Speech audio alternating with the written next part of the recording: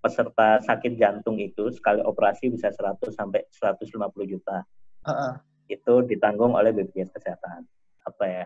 Secara achievement BPJS Kesehatan ini cukup keren dibandingkan negara-negara lain ya. Untuk negara dengan penduduk 250 juta, 220 jutanya sudah jadi peserta jaminan kesehatan. I can fly.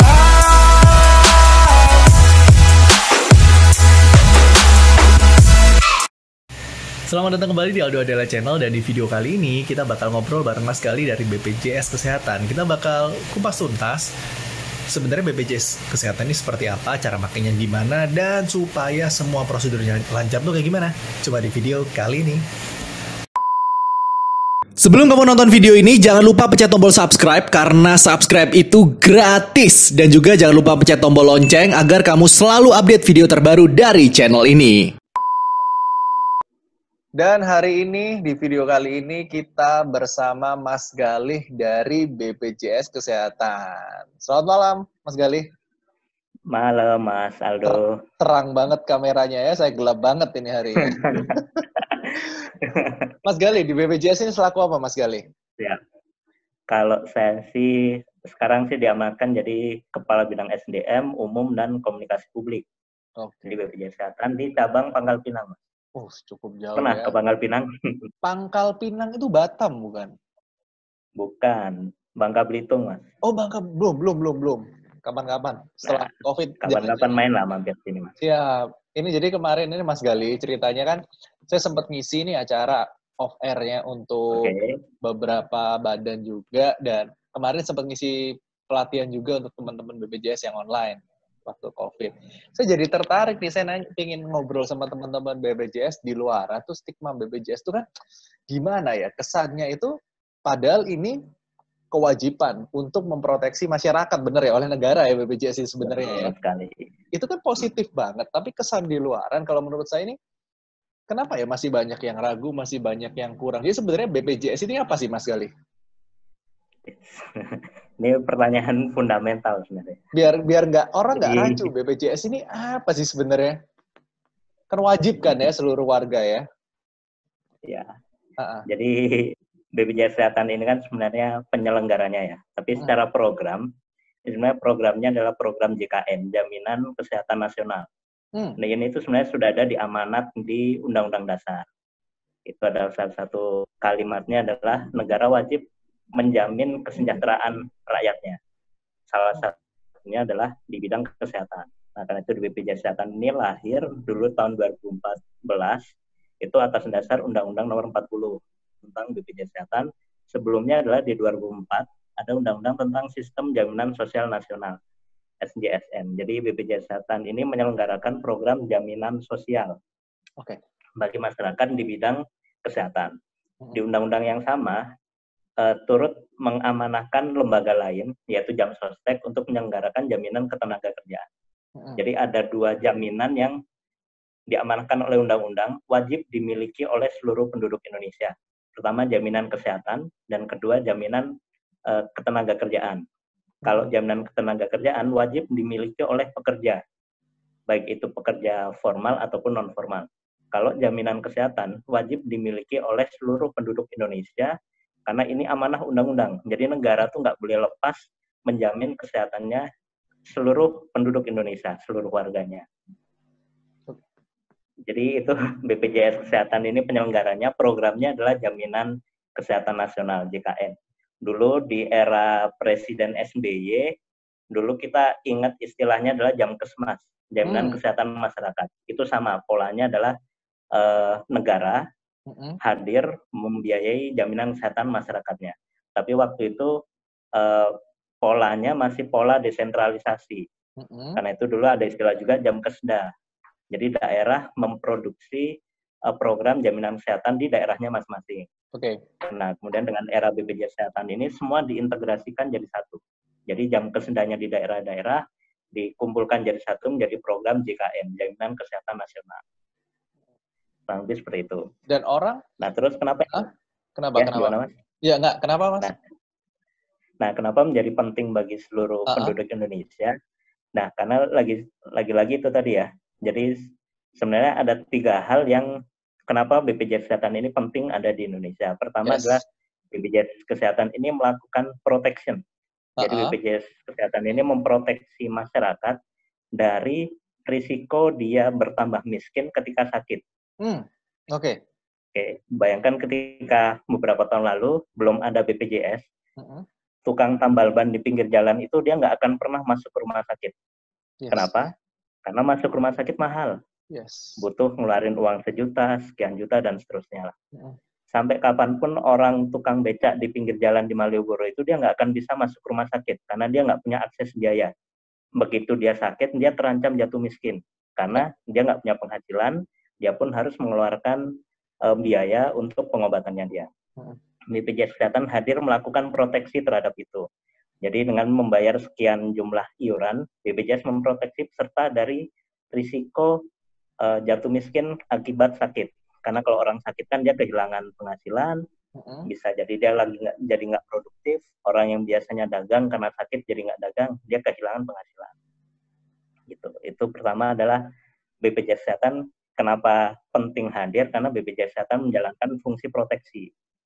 Nah, kemudian berikutnya adalah kenapa kita hadir, BPJS Kesehatan hadir, kita menjalankan fungsi sharing. Kenapa sharing adalah karena ini menjadi wajib BPJS Kesehatan menjamin seluruh penduduk Indonesia, 250 juta orang di Indonesia ini kan nggak semuanya sakit. Betul nggak ya? Sehat nggak? Nah, ini kan mereka sehat membantu yang sakit dalam bentuk kontribusi iuran. Iuran bagi dari peserta yang sehat itu digunakan untuk gotong royong untuk membiayai teman peserta lain yang mungkin Mas Aldo di Surabaya, iurannya Mas Aldo sekarang ini di peserta di Gorontalo yang lagi akan melahirkan sesar. Nah, jadi peserta di Gorontalo perlu berterima ke Mas Aldo karena biaya pengobatannya dia dikontribusi ada dari kontribusi iurannya Mas Aldo. Itu sharing ya, sebenarnya nafasnya adalah nafas gotong royong. Jadi yang sehat membantu yang sakit, yang kaya membantu yang miskin, yang tua membantu yang muda, yang risikonya rendah membantu yang risikonya tinggi. Gitu. Jadi secara nggak langsung pertama kita protection, kedua sharing. Ya, kalau sharing ini secara nggak langsung, kalau kita nggak pakai berarti kita berdonasi ya istilahnya, dapat pahala ya Mas ya? Betul sekali. Konsepnya jadi, seperti itu. Kalau kita bayar iuran BPJS Kesehatan, kita nggak pernah pakai, justru kita bersyukur. Artinya kita diberikan kesehatan. Betul. Yang ketiga, iuran kita dipergunakan untuk membiayai peserta yang sedang sakit. Nah, yang ketiga adalah compliance. Jadi hadirnya BPJS Kesehatan ini bentuk kepatuhan pemerintah terhadap amanah di undang-undang bahwa negara itu harus menjamin kesejahteraan warganya, salah satunya dari sisi kesehatan. Nah, BPJS Kesehatan hadir di situ. Setidaknya ada 3 hal inilah, protection, sharing, dan compliance yang BPJS Kesehatan hadir di masyarakat. Nah, kalau buat BPJS sendiri mulai umur berapa, Mas? Kalau BPJS Kesehatan sebenarnya berdasarkan undang-undangnya ya, kita adalah transformasi dari sebelumnya PT Asdes. Dan kita mulai beroperasional pada 1 Januari 2014. Berarti ini tahun 2020, berarti tahun ke-6 ya. Oh bukan, yang bikin nasabahnya itu ada batasan umur nggak? Mulai umur berapa baru bisa bikin? Seperti SIM kan 17. Kalau BPJS gimana? Siap. Untuk menjadi peserta BPJS Kesehatan itu karena lagi-lagi amanahnya adalah seluruh penduduk Indonesia. Jadi sebenarnya penduduk berusia 1 hari pun itu punya kewajiban untuk menjadi peserta BPJS Kesehatan. Jadi mulai bayi baru lahir sampai masyarakat paling tua di Indonesia inilah. Jadi itu pun jadi peserta BPJS Kesehatan. Berarti sebenarnya konsep BPJS Kesehatan ini keren banget ya. Soalnya dari baru lahir sampai tua banget tercover semua, nggak ada batasan usia. Betul sekali. Karena itu kita di BPJS Kesehatan mensyaratkan kepesertaan itu harus 1 kakak, 1 kepala keluarga, 1 kartu keluarga ya. Jadi misalnya 1 keluarga ada 5 anggota ya, suami, istri, anaknya 3, kemudian lahir anak ke-4, itu begitu dia terbit kartu keluarga, itu otomatis akan langsung terdaftarkan di BPJS Kesehatan. Tinggal orang tuanya mengurus administrasinya. Karena sistem kepesertaan kita kan kita inquiry dengan data Dukcapil. Jadi bayi baru lahir pun dia tercatat di Dukcapil, dia akan langsung terkoneksi dengan master file-nya BPJS Kesehatan. Oh, gitu. Jadi aslinya seluruh orang ini udah peserta BPJS tinggal bayar aja ya berarti ya? Betul, tinggal diurus administrasi pendaftaran ya, administrasi pesertaan kan ya nggak bisa juga lah ya. Orang bayinya baru lahir, tapi dia nggak pernah ngurus, nggak pernah mendaftarkan kan bayi itu kan pasti punya nama ya, nanti dia ngurus kakak dan seterusnya, kan tetap akan ada proses administrasi di BPJS Kesehatan, tapi secara pendataan selagi datanya ada di Dukcapil itu akan terkoneksi dengan data BPJS Kesehatan.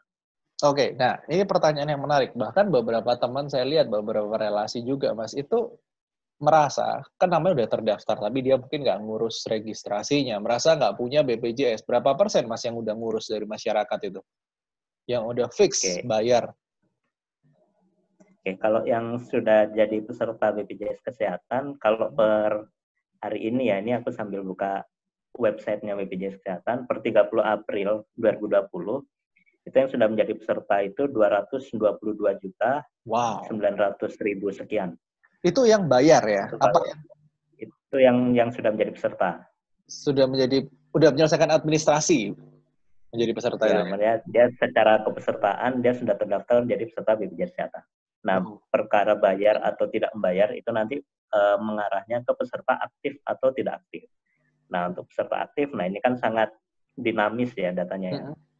Hari ini mungkin ada peserta yang tidak aktif, tapi malam nanti dia membayar iuran. Ya. Saat real time dia menjadi peserta aktif. Oke. Jadi kalau secara secara achievement BPJS Kesehatan ini cukup keren dibandingkan negara-negara lain ya. Untuk negara dengan penduduk 250 juta, 220 jutanya sudah jadi peserta jaminan kesehatan. Jadi ini prestasi ya, karena berarti pemerintah sudah menjamin 70% lebih, 75% lebih warganya dijamin kesehatannya. Yes. Kalau yang di belahan dunia yang lain, gimana? Di negara-negara lain kayak sebenarnya asuransi sosial, jaminan kesehatan yang pertama kali muncul itu ada di Jerman. Jerman itu butuh sekitar 120 tahun untuk mengcover 95% penduduknya. Wow.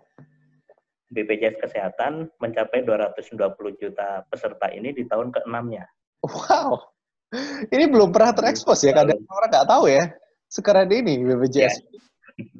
Ini sebenarnya terekspos sih, karena kita kan data kita transparan ya, di website itu kita buka semua.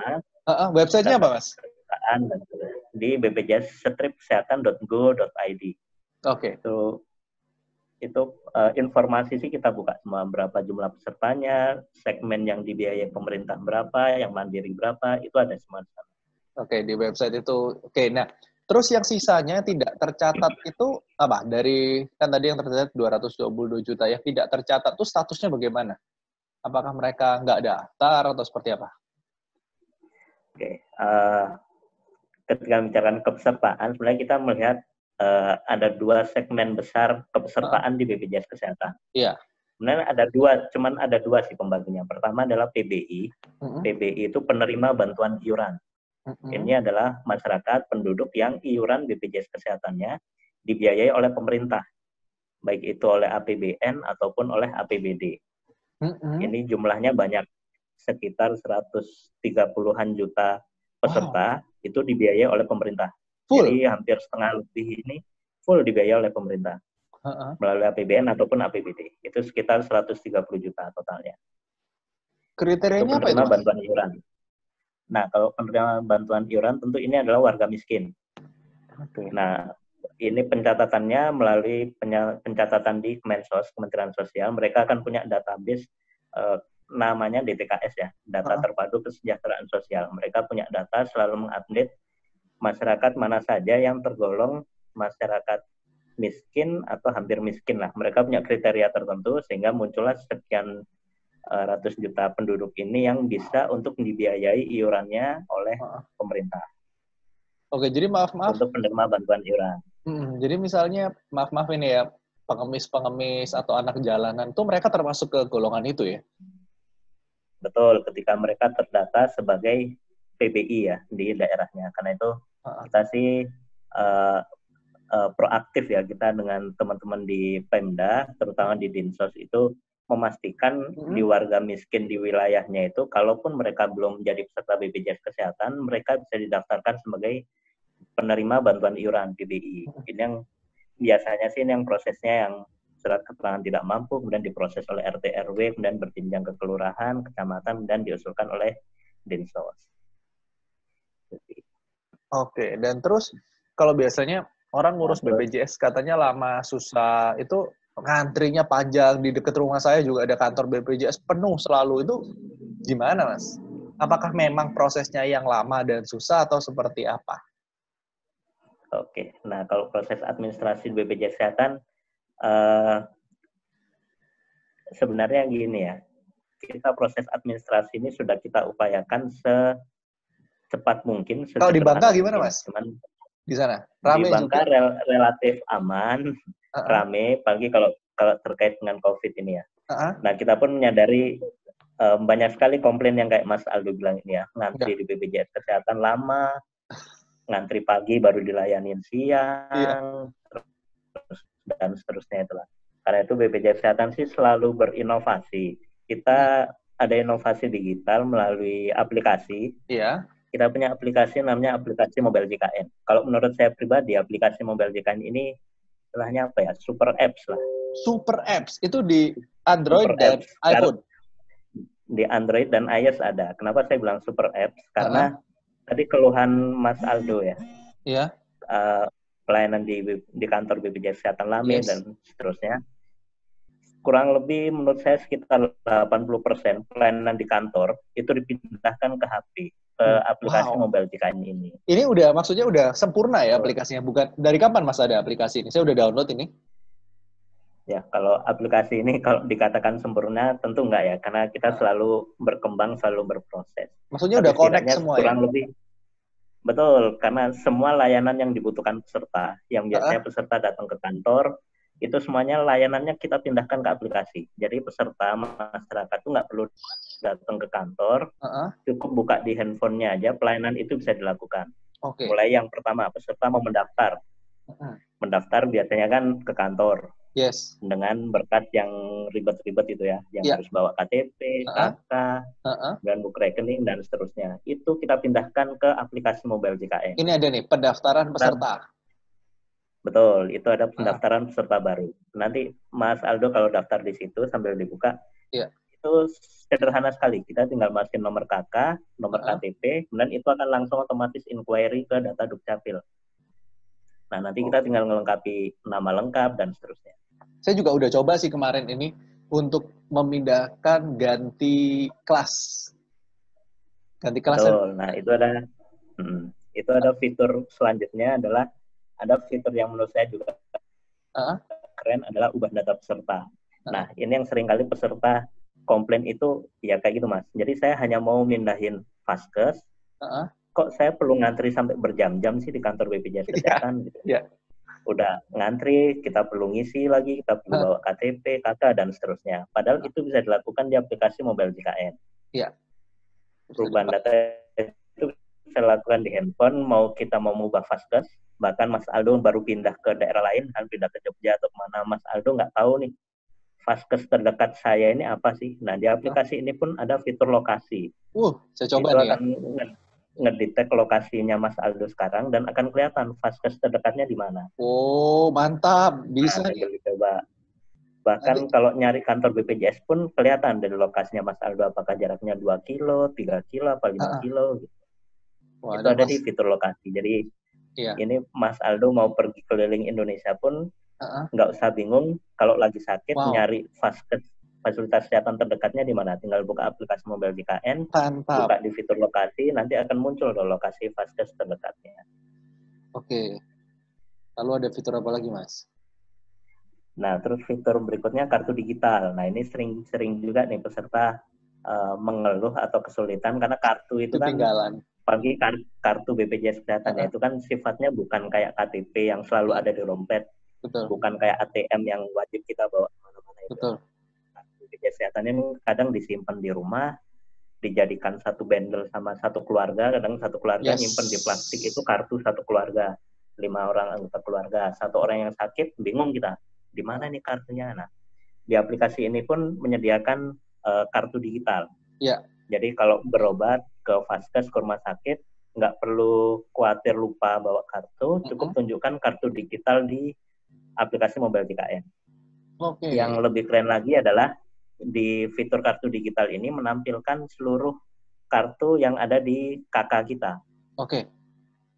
Jadi punya suami, istri, anak 3 orang nanti akan muncul di situ kartunya.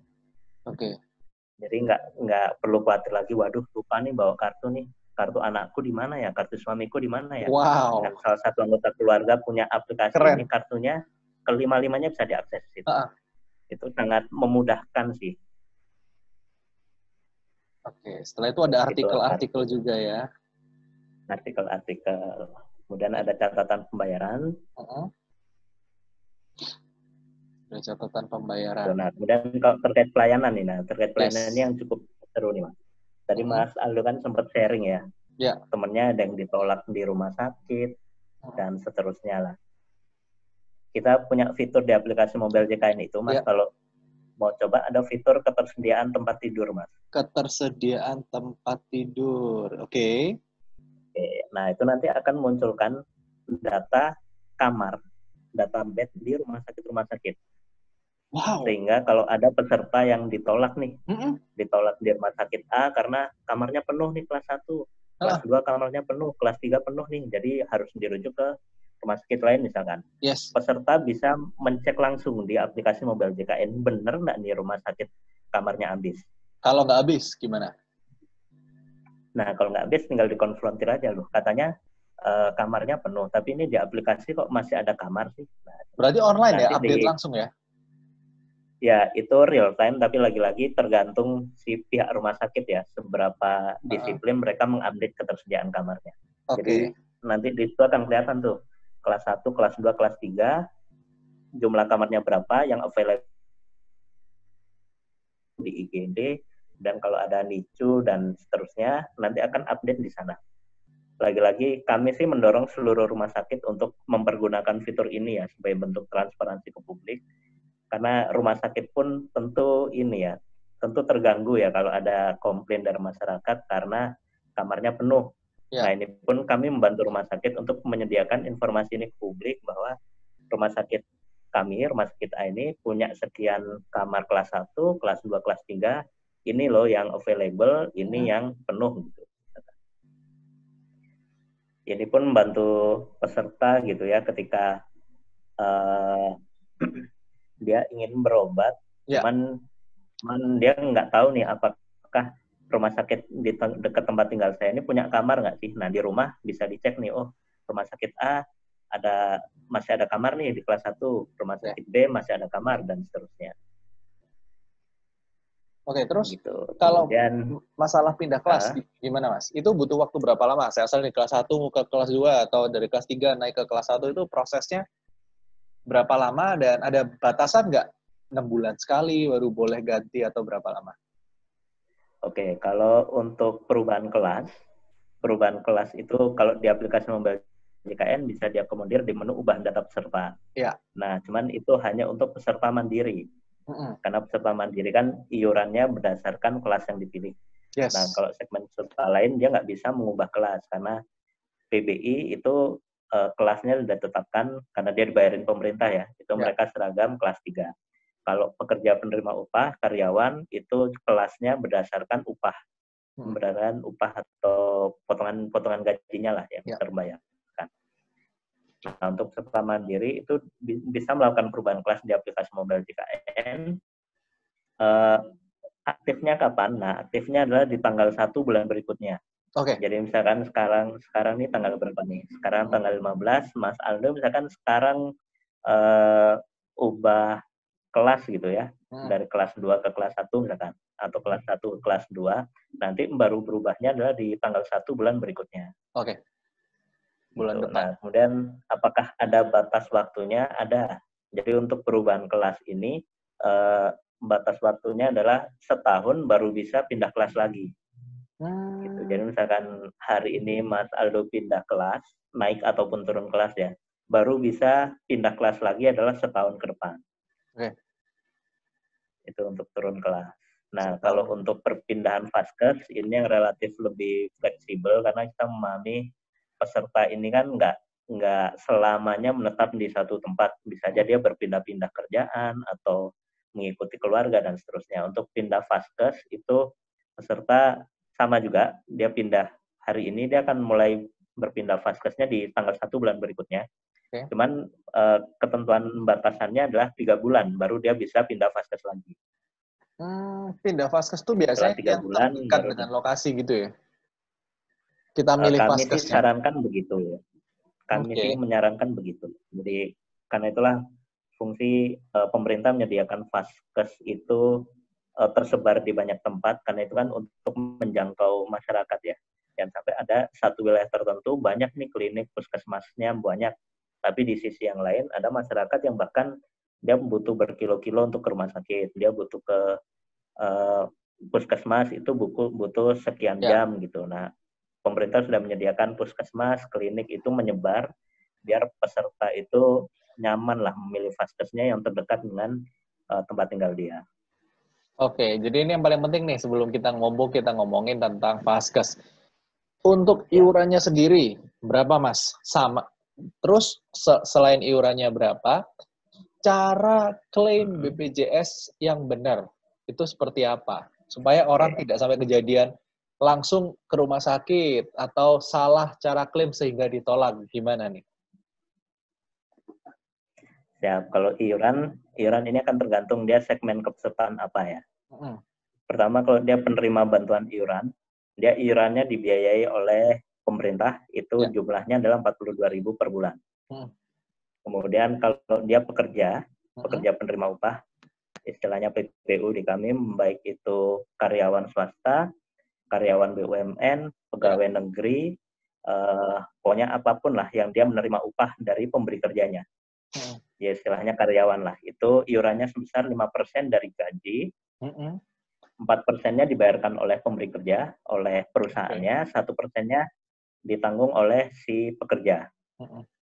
Dan iuran potongan sebesar 1% ini untuk menanggung satu keluarga. Jadi bagi karyawan, bagi pekerja penerima upah, ini iuran yang sangat ringan ya. Yes. Karena let's say seseorang dengan gaji 5 juta, itu berarti 1%-nya hanya 50.000. Yes.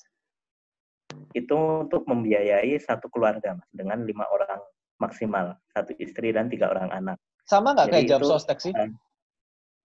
Nah, itu yang beda, Mas. Kalau jam sostek itu kan jaminan ketenaga kerjaan. Iya. Kalau ini? Beda. Kalau jam sostek itu dia kan ada beberapa program jaminan kecelakaan kerja, jaminan hari tua, ada jaminan apa lagi ya, jaminan pensiun kalau nggak salah ya. Kalau BPJS Kesehatan hanya jaminan kesehatannya saja. Berarti pekerja ada 2, jam sostek sama yang BPJS, dan ini wajib?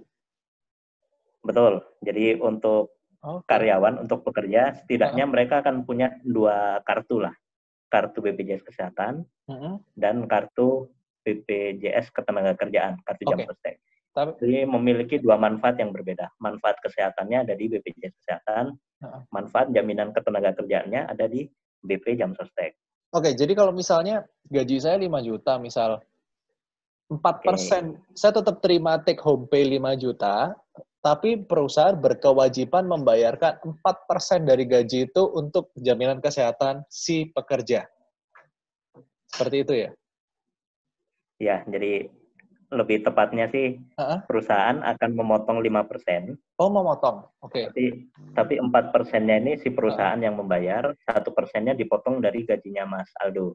Oke. Gitu, jadi gajinya Mas Aldo misalkan ya 5 juta, 1%-nya kan 50.000 ya. Ya. Jadi Mas Aldo take home pay-nya akan menerima 4,950.000 misalkan, tanpa ada potongan-potongan yang lainnya. Nah, iuran ini menanggung Mas Aldo satu keluarga. Jadi 1 istri dan 3 orang anak.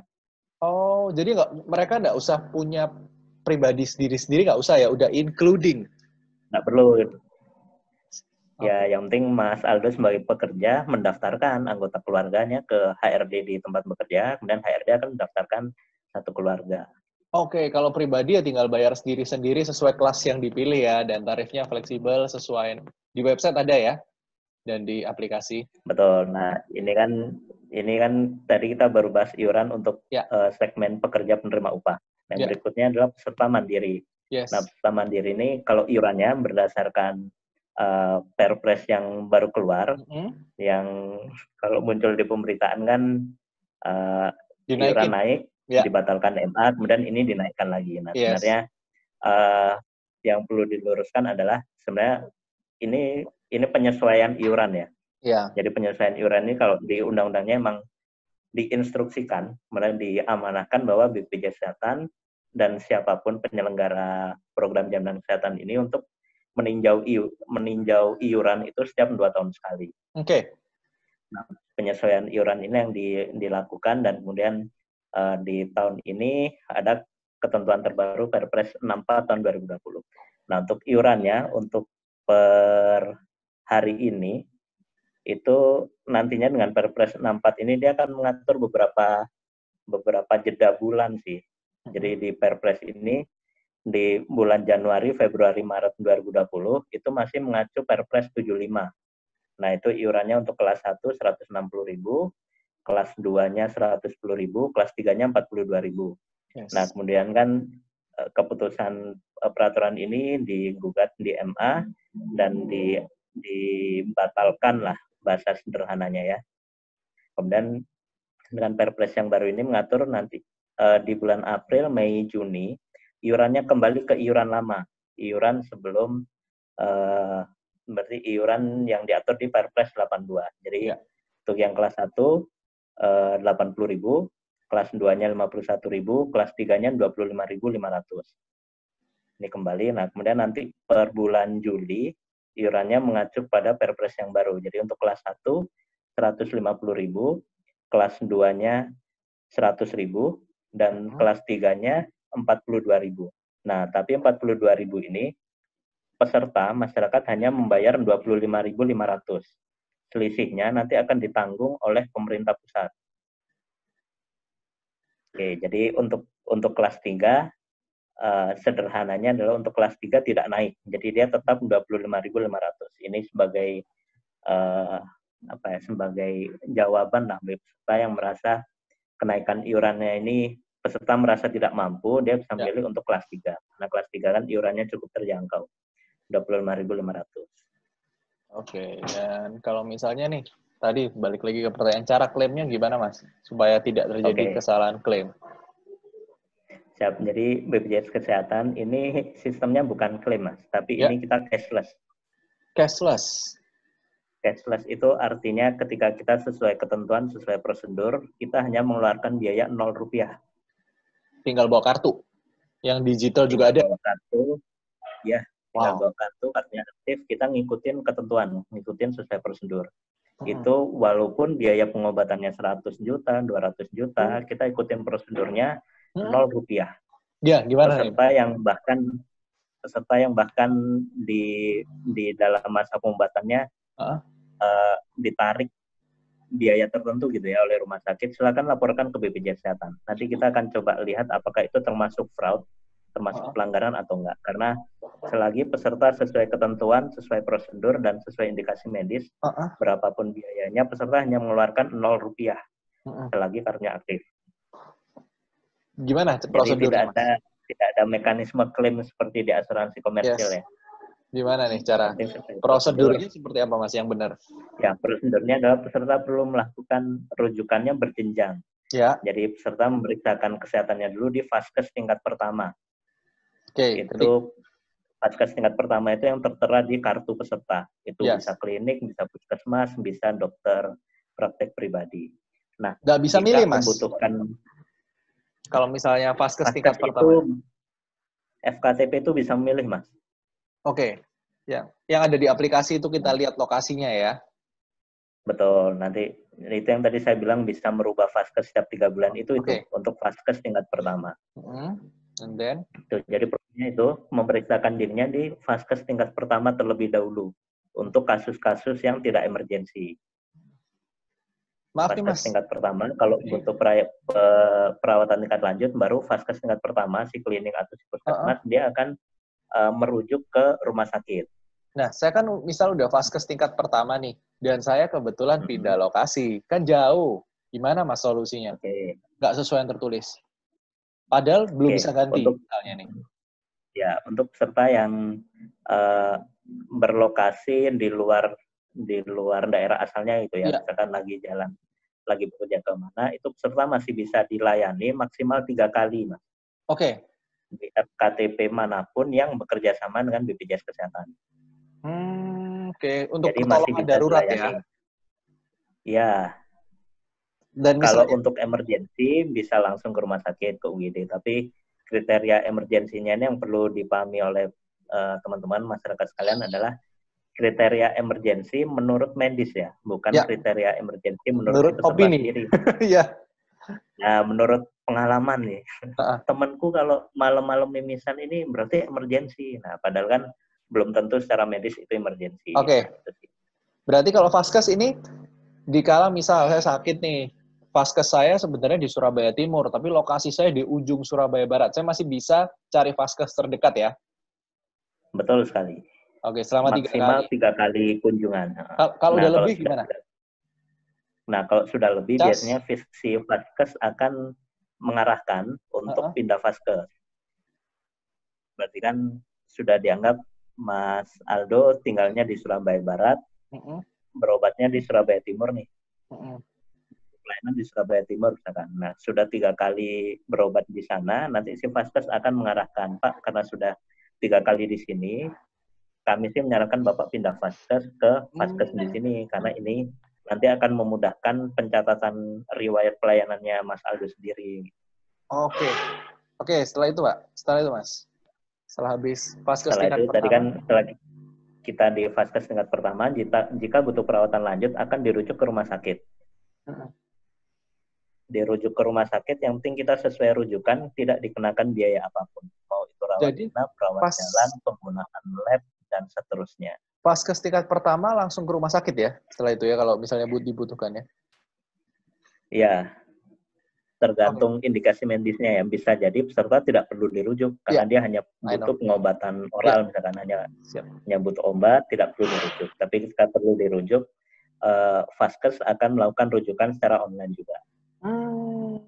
Nah, kalau tadi ngomongin yang menurut medis urgent, sehingga kita bisa langsung menuju rumah sakit itu seperti apa aja Mas gejalanya, kurang lebih? Nah, kalau kriteria emergensi kan tentu di area medis ya, tentu bukan di areanya BPJS Kesehatan. Tapi kalau di dokter-dokter di UGD, mereka sudah punya apa ya, istilahnya itu ada tata laksana lah.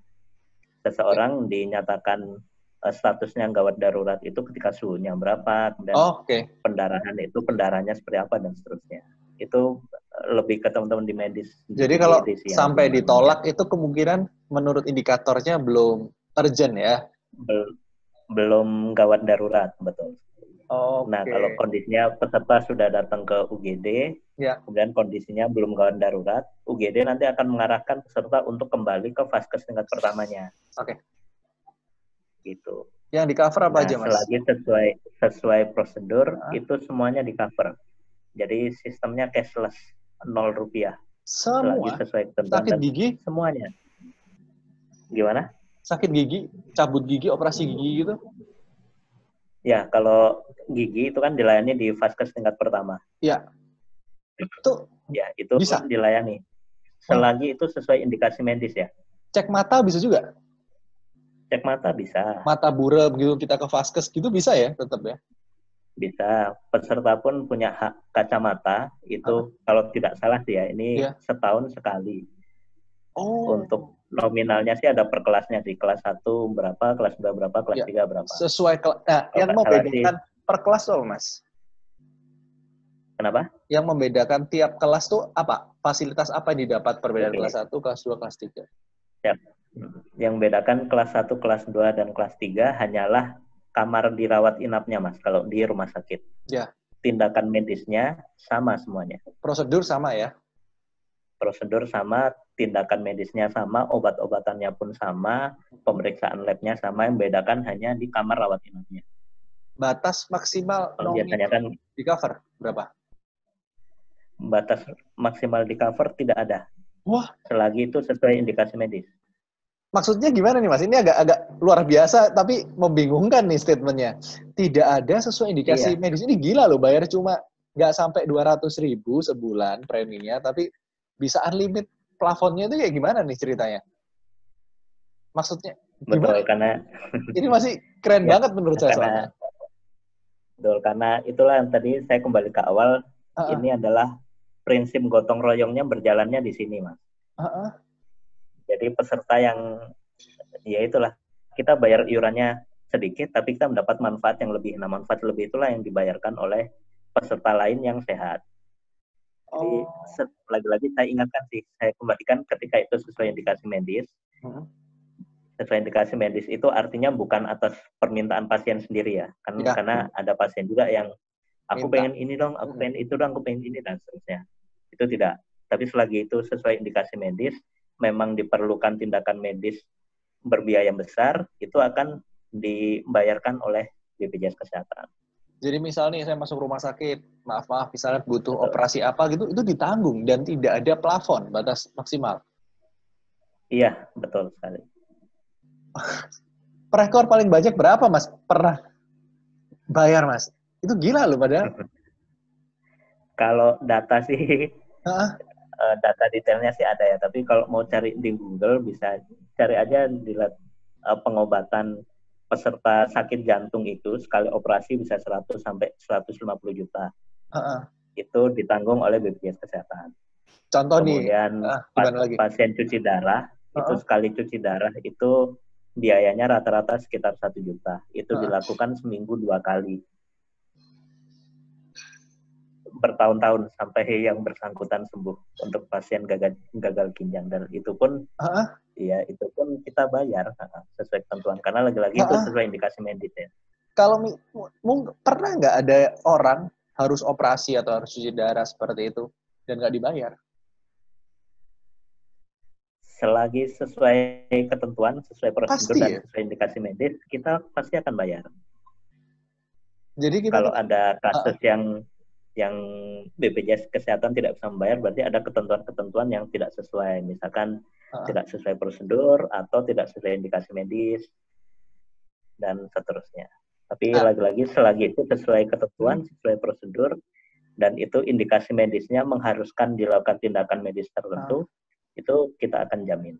Ini saya takjub loh dengan BPJS Kesehatan, luar biasa ternyata fiturnya. Nah, terus mengenai term and condition, prosedur, supaya kita menghindari salah prosedur. Kalau di asuransi kan ada buku polis.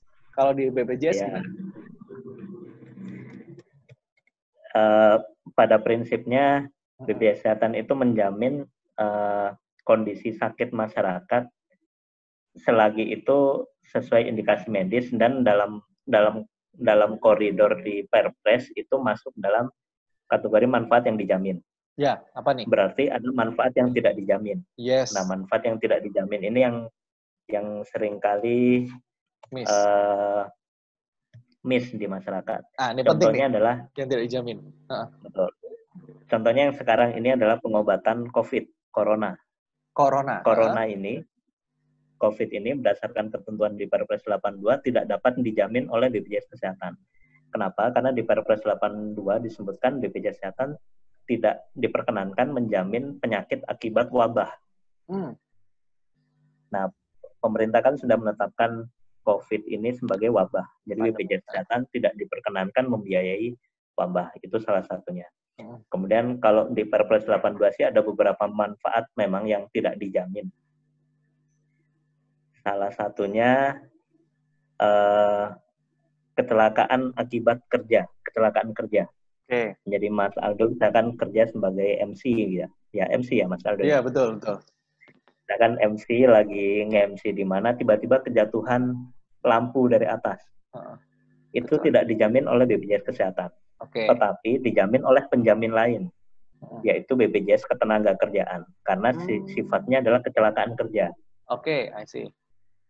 Nah, terus misalkan Mas Aldo pulang ke rumah naik motor, kecelakaan di jalan raya. Itu tidak dijamin oleh BPJS Kesehatan. Tapi yang menjamin adalah, penjamin pertamanya adalah Jasara Harja. Jasara Harja, betul. Karena kriterianya adalah kecelakaan lalu lintas. Lalu lintas. Betul. Di Jasara Harja dia punya plafon, kalau nggak salah 10 juta atau 20 juta itu. Ketika pembiayaan yang dilakukan sudah melebihi plafon itu, barulah BPJS Kesehatan hadir untuk sisanya sebagai penjamin kedua. Tapi kecelakaan masih bisa dijamin ya berarti ya? Ya, kecelakaan. Nah, kecelakaan ini tergantung kecelakaannya di mana dan kecelakaan apa. Kalau kecelakaannya terkait kecelakaan kerja, di jam kerjanya si seseorang, di area kerjanya, itu nanti dijamin oleh BPJS Ketenagakerjaan. Kalau di jalan nih, kan yang banyaknya kecelakaan lalu lintas, kan paling banyak, Pak. Yang betul. Ketentuannya setelah Jasara Harja lebih, BPJS masih bisa klaim ya, masih bisa nanggung ya? Bisa. Lagi-lagi yaitu sistemnya kita cashless. Jadi nggak ada peserta yang bayar dulu, kemudian minta ganti ke BPJS Kesehatan, itu nggak ada. Jadi semuanya sifatnya cashless. Nah, karena itu untuk kecelakaan kerja memang prosedurnya sedikit berbeda, karena ada prosedur pengurusan kecelakaan lalu lintas di Jasara Harjanya. Itu yang peserta perlu ngurus laporan polisi, kemudian ada di laporan polisi itu nanti dia akan menyebutkan bahwa ini kecelakaan lalu lintas atau tidak. Kalau kecelakaan lalu lintas nanti akan dijamin oleh Jasara Harja. Kalau ini bukan kecelakaan lalu lintas, nanti akan dijamin oleh penjamin yang lain. Bisa BPJS Kesehatan, bisa penjamin yang lain, misalkan dia PT Taspen atau yang lain. Nah, terus ada lagi manfaat yang nggak dijamin, Mas. Apalagi nih? Itu pelayanan kesehatan yang dilakukan di luar negeri. Itu nggak dijamin. Pasti. Karena kerja sama BPJS Kesehatan dengan Vaskes di dalam negeri. Sejauh ini sih belum ada kasus peserta yang sampai perlu dirujuk untuk ke luar negeri. Jadi sejauh ini semua masih bisa ditangani di fasilitas kesehatan di dalam negeri. Dan ada pelayanan kesehatan yang nggak dijamin itu juga yang terkait tujuannya estetik, untuk kecantikan, untuk memperbaiki penampilan, itu apapun bentuknya itu tidak dijamin. Mau itu masang behel, mau itu facial, mau sedot lemak dan seterusnya, tujuannya estetik itu tidak dijamin BPJS Kesehatan. Enak, Mas. Kemudian bisa cantik-cantik, ganteng-ganteng semua kalau sedot lemak, facial. Nah, iya. Terus ada beberapa sih ya, tapi yang sering nggak, misalkan gangguan penyakit yang disebabkan oleh ketergantungan obat atau alkohol misalkan. Jadi orang yang kena narkoba, yang gaya hidupnya mabuk-mabukan secara terus-menerus, itu tidak akan dijamin oleh BPJS Kesehatan. Kenapa? Karena artinya si peserta menciptakan sendiri sakitnya. Membahayakan diri sendiri. Sakit itu kan betul membahayakan diri sendiri, dan dia menciptakan sakit bagi dirinya sendiri. Masukin racun ke badan. Betul sekali. Jadi waktu masuk ke rumah sakit dia akan kelihatan. Nah, kalau rokok paru-paru gimana nih? Nah, dijamin nggak nih? Kan banyak nih yang rokok ya. Ya, kalau rokok sejauh ini masih dijamin. Karena ya itulah. Nggak fatal soalnya. Kemudian ya karena gimana ya, kalau rokok ini kan perilaku yang bisa ditinggalkan lah, dihindarkan. Itulah. Kemudian ada beberapa sih emang beberapa manfaat yang tidak dijamin. Kayak itu tadi, penyakit yang atau gangguan kesehatan yang disebabkan karena sengaja menyakiti diri sendiri. Atau dia melakukan hobi yang membahayakan. Misalkan Mas Aldo punya hobi terjun payung. Terjun payung, bungee jumping dari pesawat gitu misalkan. Terus motocross tapi tanpa pengaman, atau BMX tapi tanpa pengaman. Nah, itu nanti jatuh, patah tulang dan seterusnya, itu tidak bisa jamin. Karena lagi-lagi perilaku itu bisa dicegah. Kenapa kok masih dilakukan gitu? Karena itu kan perilaku sengaja menciptakan sakit lah, itu yang tidak ini. Kalau masuk ICU itu juga dijamin, Mas? Masuk ICU tergantung kenapanya itu, Mas. Tapi kalau seandainya sesuai prosedur, misalnya jantung tadi tiba-tiba perlu dirujuk ICU, butuh perawatan darurat gitu, masih dijamin? Masih dijamin, selagi bukan di ketentuan manfaat yang nggak dijamin tadi ya. Iya. Misalkan selagi dia habis sesuai rujukan lah. Dia habis mabuk-mabukan, dia habis minum alkohol, kemudian serangan jantung. Nah, itu tidak akan kita jamin. Gitu. Wah, ini membantu sekali ya. Itu, betul, karena itulah. Gila loh, ICU Ya, sehari bisa 20 juta, 15 juta, ini sangat membantu. Oke. Dan ini kita bisa lihat manfaat yang dijamin dan tidak dijamin di mana? Polisnya itu loh, ketentuan. Di aplikasi mobile JKN ada semua, Mas. Ada ya di aplikasi ya? Kalau di website? Ada, nanti di website juga ada. Di semua channel media sosialnya BPJS Kesehatan juga ada. Ada di ya? Instagram, di Twitter, kita ada juga. Yang tidak dijamin, jadi orang bisa tahu. Oke, berarti mungkin ada sebabnya itu ya, orang ditolak gitu ya. Berarti saya ambil kesimpulan, orang yang banyak ditolak itu karena dia masuk kriteria tidak sesuai prosedur atau dia disebabkan oleh hal-hal yang tidak dijamin itu ya rata-rata berarti ya. Kalau selama sesuai prosedur dan semuanya aman, pasti terbayar ya? Pasti terbayar. Jadi pasti terjamin dan seharusnya peserta tidak mengeluarkan biaya Rp1 pun. Obat pun semua jenis dijamin?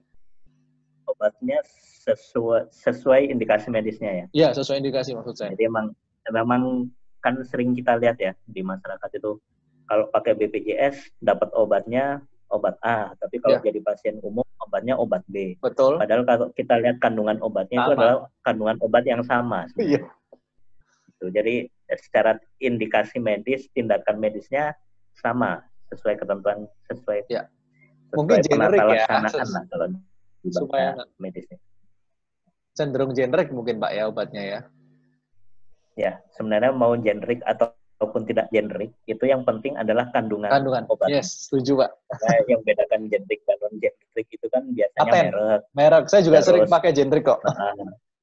Terus obat lokal atau obat impor. Kalaupun obat impor, impornya ada impor Eropa, impor Amerika, impor Cina dan macam-macam. Oke Pak, kalau ngomongin kondisinya kandungan medisnya sama walaupun dia di obat generik.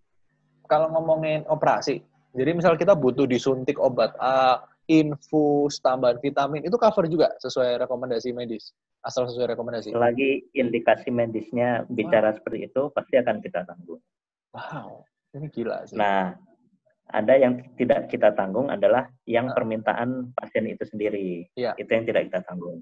Misalkan nih dirawat di rumah sakit, diberi obat A oleh dokter, tapi si pasien atau si keluarga pasien minta obat B, C, D dong. Padahal obat B, C, D ini tidak diresepkan oleh si dokter. Nah, nanti si obat B, C, D itulah yang dibayar pribadi oleh si peserta. Berarti saya ambil kesimpulan gampang-gampangan kalau memang mau nol dan udah sesuai rekomendasi, benar-benar nggak mau keluar uang, tinggal bilang sesuai yang di cover BPJS gitu ya? Betul, sesuai indikasi medis. Sesuai kata dokter lah. Sesuai kata dokter aja udah gitu ya. Dokternya minta infusnya diganti. Cukup dokternya jelas. Minta infusnya itu. Oke, apalagi Mas ini yang kira-kira perlu disampaikan ke mungkin banyak kan di luaran sana yang negatif tentang BPJS kok gini, kok gitu, kekecewaan. Padahal dari orangnya sendiri. Kalau dari Mas ada yang mau disampaikan nggak nih? Ya, nah kita sih memahami betul ya, peserta itu kan selalu ekspektasinya kan tinggi ya. Jadi kita sudah memberikan layanan sebaik mungkin, di berikutnya dia akan berekspektasi lebih tinggi. Ya. Jadi BPJS Kesehatan sangat berbahagia kalau bisa menerima masukan dari peserta gitu ya. Kita menyediakan banyak channel untuk berinteraksi dengan peserta untuk menyampaikan pengaduan, keluhan, dan seterusnya. Nah, terkait pelayanan di rumah sakit misalkan, peserta yang ditolak oleh rumah sakit, kemudian misalkan dia diminta iur biaya, diminta bayar beberapa nominal, dan seterusnya. Peserta itu kan kadang bingung ya, harus melapor kemana, harus mengadu kemana, gitu ya. Kita sekarang ada program BPJS 1. Jadi di seluruh rumah sakit yang bekerja sama dengan BPJS Kesehatan, itu kita pampang foto dan nomor HP-nya petugas BPJS Kesehatan, petugas penanganan pengaduan BPJS Kesehatan di seluruh rumah sakit yang bekerja sama di BPJS Kesehatan. Ya. Itu kita tempel foto petugas kita, ada foto petugas penanganan pengaduan di rumah sakit juga, dan nomor HP-nya. Itu bisa dihubungi 24 jam. Tapi ya tidak 24 jam lah ya, masa jam 1 malam kita telepon kan enggak juga, tapi ya disesuaikan jamnya. Tapi itu kita tempel di seluruh rumah sakit yang kerjasama, minimal ada di 5 titik. Jadi di titik pendaftaran, di titik UGD, di ICU, kemudian di pendaftaran poli, kemudian di administrasi, dan di beberapa titik. Minimal ada 5 titik di rumah sakit yang akan ada foto dan nomor HP petugas BPJS Kesehatan. Jadi kalau kesulitan daftar, kesulitan kamar, bingung tiba-tiba dimintain uang sekian, nah itu bisa lapor dulu ke petugas penanganan pengaduan BPJS Kesehatan. Nah, di sisi yang lain, di aplikasi mobile JKN, kita juga ada fitur penanganan pengaduan keluhan. Nah, itu kami di BPJS Kesehatan punya komitmen untuk setiap pengaduan yang masuk melalui channel apapun, salah satunya di channel aplikasi mobile JKN ini, maksimal 3 kali 24 jam sudah kita respon. Oke. Halo? Gitu. Jadi pengaduan apapun, maksimal 3 kali 24 jam sudah kita respon. Dan pengalaman saya sih bahkan nggak nyampe 24 jam sudah pasti akan direspon. Dan itu yang meresponnya bukan robot, bukan template jawaban, yaitu yang merespon beneran pegawai kita. Yang beneran kalau ada pengaduan dari Mas Aldo, nomor kartu sekian, keluhannya ini di rumah sakit A, bener-bener kita akan tindak lanjuti. Bener nggak Mas Aldo ini dirawat di rumah sakit A, ada keluhan ini, benar-benar kita konfirmasi ke rumah sakit, kita akan upayakan pengaduan ini selesai dengan solusi yang baik bagi peserta maupun bagi BPJS Kesehatan. Itu komitmen kami sih untuk memberikan pelayanan yang baik kepada masyarakat, kepada peserta, terlebih dalam hal penanganan pengaduan. Karena sering sekali sih, kalau zaman dulu ya orang-orang nggak tahu channel mengadu kemana, sekarang malah kita buka channel pengaduan kita seluas-luasnya. Telepon bisa, ke aplikasi bisa, kita punya call center juga di 1500-400, itu 24 jam buka. Jadi kita buka seluas-luasnya. Kemana Mas tadi nomornya? Nomor interaktif pengaduannya? Kalau call centernya di 1500-400. 1500-400 24 jam ya? 24 jam, 7 hari seminggu, 365 hari setahun. Oke, dan terakhir dari saya, ini yang mungkin banyak tersebar di luaran. Mungkin tenaga medis sudah bilang, misalnya menangani pasien BPJS bayarannya kecil atau seperti apa, sehingga pasien BPJS banyak dianaktirikan. Benar nggak seperti itu kondisi lapangan dan solusinya gimana? Oke, kondisinya adalah BPJS Kesehatan ini adalah operator dari program Jaminan Kesehatan Nasional. Jadi yang menentukan tarif bukan BPJS Kesehatan, tapi tarif ini sudah ditetapkan oleh Peraturan Menteri Kesehatan. Itu kebetulan di sistem yang kita pakai di JKN ini adalah sistem INASI-BIJIS namanya, Indonesian Case Based Group. Itu Permenkesnya sudah ada, yang pada intinya adalah untuk sakit-sakit, untuk seluruh sakit yang sudah teridentifikasi di negeri ini, itu sudah ada nominal biayanya lah kalau istilah sederhananya ya. Dan BPJS Kesehatan membayarkan sesuai itu. Jadi apakah itu menurut tenaga medis dianggap terlalu rendah atau terlalu tinggi, nah itu kami serahkan kembali ke udah ada ketentuannya ya? Ada ketentuannya, itu pun bisa diakses masyarakat di Permenkes berapa gitu ya. Ini yang perlu masyarakat tahu juga nih. Cuman kan lagi-lagi di situ kan ketentuannya lebih ke bahasa medis ya. Oke. Ya, jadi sederhananya gini sih. Untuk orang sakit tipes itu sudah ada harganya lah. Ya. Jadi mau dia sakit tipes di Aceh, di Jakarta, di Surabaya, di Gorontalo, di Papua, orang sakit tipes ya segitu biayanya gitu. Tapi kalau cenderung dianaktirikan gimana Mas? Banyak nggak aduan seperti itu? Jadi ngantrinya lama, nggak diurus, nggak dimasukin atau gimana itu? Nah kalau itu kan ini ya tergantung di rumah sakit sih ya. Karena itu emang kami sih menyarankan memang sekarang kita terapkan namanya sistemnya rujukan berjenjang. Jadi di setiap daerah itu emang selalu ada 1 atau 2 rumah sakit favorit lah. Yang masyarakat itu mindsetnya kalau sakit saya ke rumah sakit itulah. Padahal ada rumah sakit lain yang nggak kalah bagus, yang juga punya kualitas, bisa melakukan pelayanan yang serupa gitu. Nah, karena itu di sistem kita, di sistem rujukan online, itu kita akan setiap rujukan yang dari FKTP itu selalu dicari rumah sakit terdekat dulu. Nah, itu kan untuk memeratakan persebaran pasien ya. Jadi Karena keluhan pasien pelayanan lama di rumah sakit, ngantrinya lama itu kan karena peserta numpuk di satu poli tersebut, di satu rumah sakit tersebut. Padahal rumah sakit yang lain kosong nih. Nah, itulah di peran kami mendistribusikan antrian pasien itu ke beberapa rumah sakit di sekitarnya. Karena itu pun kita mendorong rumah sakit untuk mau nggak mau dia harus update terus nih kompetensinya dia harus mengupdate teknologi di rumah sakitnya, dia harus mengupdate pelayanannya dia, jadi biar peserta itu nggak diopernya, nggak dirujuknya ke rumah sakit lain, tapi bisa dirujuk ke rumah sakitnya dia. Oke, jadi kurang lebih begitu sih. Apakah kalau dianaktirikan atau enggak, nah itu tergantung rumah sakit sih. Ya. Justru di beberapa rumah sakit yang komit dengan BPJS Kesehatan, justru peserta BPJS Kesehatan yang jadikan anak mas. Peserta umum malah jadi anak tiri. Karena di beberapa rumah sakit malah sepertinya sih trennya hampir di seluruh rumah sakit, yaitu mayoritas memang sekarang pasien BPJS yang dirawat.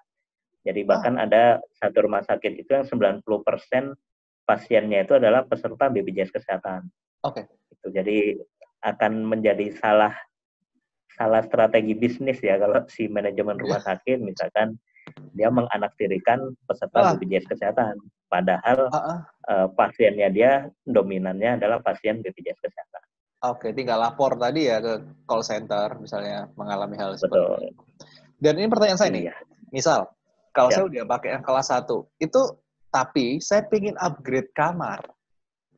Itu bayarnya apakah selisih dari budget kamar atau seperti apa? Bisa nggak melakukan hal seperti itu?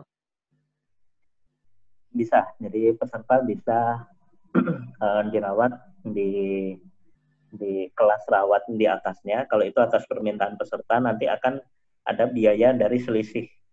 Oke. Selisih dari yang budget itu tadi ya. Tadi kan saya bilang di Permenkes, di Inasi Bijis itu sudah ada harganya. Untuk peserta kelas 1 sakit tipes misalkan harganya sekian juta. Tapi ketika Mas Aldo milih untuk saya mau upgrade dong ke VIP, nah jadi nanti akan mengikut harga rumah sakit tuh. Orang sakit tipes di VIP harganya berapa, nanti akan dikurangi dengan sakit tipes kelas 1 sesuai rate-nya Inasi Bijis yang di cover BPJS Kesehatan. Dan itu sekali lagi tinggal membayar selisihnya. Bisa dipantau di mana tuh agar orang bisa menghitung berapa budgetnya, tahu sekitar harus sedia uang berapa, kalau mau lebih, di mana Pak? Di aplikasi ada atau di website? Kalau itu nggak ada di aplikasi, karena itu kan setiap rumah sakit kan berbeda ya. Iya. VIP-nya rumah sakit A, rumah sakit B, C itu kan rate-nya berbeda, fasilitasnya pun berbeda. Tapi kan budgetnya sama? Yang budget BPJS-nya sama. Iya, itu bisa dilihat di mana maksud saya? Oh ya, kalau itu ada di Permenkes, di Inasi Bijis. Oh. Ada peraturan Menteri Kesehatan yang menjelaskan di website Inasi Bijis lah. Di website bisa Kementerian Kesehatan. Kalau di website BPJS Kesehatan sepertinya ada sih. Oke, jadi saya mau tahu dong Pak, kalau misalnya BPJS Kesehatan kelas 1 itu budget per kamarnya berapa? Sebenarnya yang dihitung bukan budget per kamar ya, tapi indikasi medisnya. Oh, jadi bundling. Sakit tipes udah include berapa gitu ya? Kayak tadi penjelasan. Betul, jadi kurang lebih sih sakit tipes di rumah sakit tipe apa dan dia peserta kelas berapa. Oh. Jadi sakit tipes untuk peserta kelas 1 dia sakit tipes dirawat di rumah sakit tipe C. Dia harganya akan berbeda dengan peserta kelas 3 yang dirawat di rumah sakit tipe D. Dan itulah misalkan. Jadi per kelasnya berbeda, per tipe rumah sakitnya pun tarifnya juga berbeda. Oke, jadi kalau misalnya nih, saya pasien kelas 1, saya pikir udah di budget nih, kelas 1, kamarnya yang 500.000 misal, tapi ketika saya mau naik kamar deh VIP, harganya 1 juta, saya tinggal nambah 500, bukan gitu ya berarti ya? Include semua terkait. Karena kan bisa jadi rumah sakit memberlakukan tarif yang berbeda. Oke. Di peralatan medis yang lain gitu. Misalkan di kita sudah misalkan ya. Untuk rate BPJS-nya untuk sakit ini kelas 1 adalah 3 juta. begitu naik VIP bisa jadi nggak hanya selisih kamarnya, tapi biaya obatnya juga rate-nya berbeda. Betul. Kemudian infusnya atau peralatan-peralatan lain berbeda. Jadi tidak hanya kamarnya, Mas. Bisa jadi tindakan medisnya juga rate di rumah sakitnya menjadi berbeda. Betul, Pak. Iya. Rate dokternya juga. Oke, berarti kalau itu cukup serem ya kalau gitu. Bukan kamarnya aja ya, semua jadi bisa ongkosnya lebih. Jadi lebih baik sesuai BPJS aja, jadi kita terhindar dari biaya tambahan sesuai rekomendasi medisnya aja ya. Betul, karena ya itu sih, kan kalau sakit itu kan emang kondisinya memang tidak nyaman ya bagi peserta yang sakit ya. Tentu peserta ingin yang kondisi yang lebih nyaman dan seterusnya, tapi dalam situasi seperti itu memang fokus di BPJS Kesehatannya adalah kesembuhannya dulu deh. Ya. Jadi hak-hak kesehatan dasarnya kita penuhi dulu. Ya. Untuk kenyamanannya, ya mau nggak mau emang kita samakan. Kalau di kelas 1 ya kelas 1, kelas 2 ya kelas 2, dan seterusnya. Baik. Masalah kenyamanan bisa dikesampingkan dulu, yang difokuskan adalah kesembuhannya dulu. Yes. Tunggu sehat, Pak. Baru cari kenyamanan. Betul sekali. Pak Irwa, ada yang mau disampaikan lagi, Pak? Di akhir ini. Seru banget nih ngomongin. Kurang lebih begitu sih. Mungkin nanti di lain waktu kita bisa ngobrol topik-topik yang lain, bicara yang lain. Karena tema kesehatan, tema terutama ini pelayanan publik ya, tentu menarik gitu ya kalau kita ngeliat dari banyak sudut pandang gitu. Oke, jadi kalau bisa saya rangkum dari pembicaraan kita tentang BPJS, satu, BPJS ini sangat luar biasa karena BPJS ini bertugas memproteksi seluruh problem kesehatan dari masyarakat. Semuanya bisa cashless asal sesuai prosedur dan rekomendasi medis. Betul sekali. Yang penting tahu cara mainnya, semua cashless 0 rupiah. Yang penting sesuai rule. Dan rule itu bisa dicek di aplikasi atau website. Bener ya? Iya. Kalau kurang jelas bisa ke call center 1.500-400 tadi ya, benar? Betul sekali. Ya, prosedurnya dari Vaskes baru dirujuk ke rumah sakit. Kecuali yang penting sesuai prosedur. Kuncinya satu, kalau mau mendapatkan fasilitas maksimal, bayar iurannya rutin, dan pastikan sesuai prosedur dan rekomendasi medis. Gitu aja ya, berarti sesimpel itu ya? Sesimpel itu. Jadi yang penting kartunya aktif, kemudian data-datanya. Nah, saya lupa bilang ya.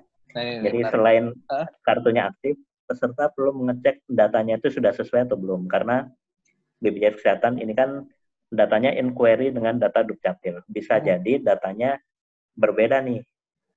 Iya, nggak update. Ini yang bisa jadi alamatnya berbeda, atau mungkin kita nggak pernah ngecek ya, jenis kelamin misalkan. Kita tahu kita jenis kelaminnya laki-laki ya, tapi apa kita memperhatikan di KTP, di kartu BPJS Kesehatan kita benar nggak? Sudah sesuai belum sih jenis kelaminnya? Oke. Terus nama, yang seringkali nama juga ada nama yang menggunakan gelar, ada yang tidak menggunakan gelar. Itu selisih? Ada selisih huruf I dengan huruf Y gitu. Itu bisa menyebabkan ditolak, Pak, kalau gelar dan tidak gelar? Yang menyebabkan bermasalah adalah berarti ada ketidaksesuaian antara identitas peserta dengan kartu BPJS Kesehatannya. Nah, di kami sih mengkhawatirkan, menghindari adanya praktik percaloan. Jangan sampai namanya misalkan nih sama-sama namanya Gufron. Tapi Gufron yang asli tinggalnya di Surabaya Timur, ada orang pakai kartunya Gufron yang tinggal di Cirebon. Secara nama benar memang dia Gufron, tapi kan ini orang yang berbeda. Nah, itu yang perlu kita pastikan. Jadi peserta selain memastikan kartunya aktif, pastikan juga data-datanya sesuai. Kadang ada nama yang disingkat, ada yang nama nggak disingkat. Misalkan Muhammad Imron. Di kartunya ditulis M. Imron, tapi di KTP-nya Muhammad Imron. Di kartu keluarganya Mocamat Imron. Nah, itu kan berarti ada data yang berbeda tuh. Nah, itu yang menurut kami sih perlu di-clearkan ke Dukcapil, karena kita nanti akan berbasisnya di satu data yang sama, yaitu data di Dukcapil. Sebelum sakit, beresin dulu supaya semua data sama, nggak repot belakangan, Pak, ya? Iya. Baik, Pak Gali, nggak terasa ini udah cukup lama kita ngobrol, saya rasa juga udah cukup jelas informasinya, nanti bisa kita sambung lagi, semoga masyarakat bisa memakai BPJS sesuai fungsinya ya, dan mengurangi komplain video ini. Terima kasih sekali lagi, Bapak Gali. Selamat menjalankan ibadah puasa. Keep healthy, stay safe, dari COVID-19 juga. Semoga sehat selalu Pak Gali. Amin. Oke, thank you Mas Aldo. Assalamualaikum warahmatullahi wabarakatuh. Waalaikumsalam warahmatullahi wabarakatuh. Terima kasih Pak. Ya. Nah itu tadi kamu udah tahu kan gimana cara klaim yang benar, gimana prosedur kalau kamu mau apply, kalau kamu mau pakai BPJS Kesehatan, ikuti semua prosedurnya dan sesuaikan dengan rekomendasi medis yang kamu perlukan. Jadi ini sangat bermanfaat banget buat yang belum punya, buruan buat, segera diurus administrasinya. Dan aku ingetin lagi sekali, prosedur jangan salah dan juga sesuaikan dengan rekomendasi medis. So kalau kamu suka video ini, kasih like. Kalau nggak suka, dislike aja.